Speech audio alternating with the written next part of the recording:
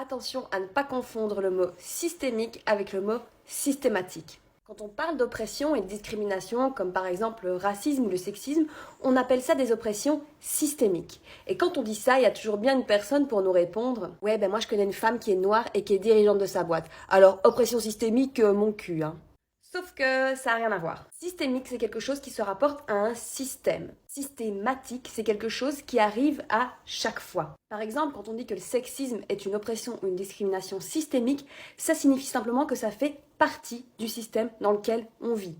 Ça implique qu'en moyenne, les femmes sont moins bien payées que les hommes, que dans la langue française, traditionnellement, le masculin l'emporte sur le féminin, ou encore que beaucoup de personnes trouvent ça normal qu'une femme se fasse violer si sa jupe était un petit peu courte. Ça ne veut pas dire que toutes les personnes de ce système sont sexistes, mais simplement que le système dans lequel on vit favorise le sexisme. Ça ne veut pas non plus dire que toutes les personnes qui ont une jupe courte se font violer. Ça, ce serait quelque chose de systématique. Ce qui est compliqué avec ce type de discrimination systémique, c'est qu'elles sont ancrées dans le système dans lequel nous, on est nés. Et donc on va être nombreux et nombreuses à les intérioriser comme quelque chose de normal. Pour beaucoup de personnes, c'est la base et ça n'a pas à changer. Pourtant, des systèmes, il en existe plein et il en existe aussi surtout beaucoup qui ne sont pas aussi oppressifs et aussi discriminants que le nôtre. Et en fait, ça va encore plus loin.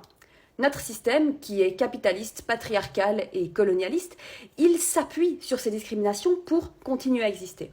En clair, si ces discriminations n'existaient plus, le système en lui-même s'écroule.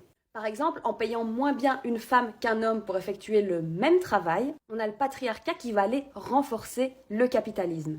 Donc, pour résumer, quand on vous parle d'oppression systémique, n'essayez pas à tout prix de chercher un contre-exemple. Parce que des contre-exemples, il y en a. Ce qui est important dans ces oppressions systémiques, c'est de se rappeler qu'elles font partie d'un système dans lequel on vit et dont on va peut-être essayer de se débarrasser un petit peu.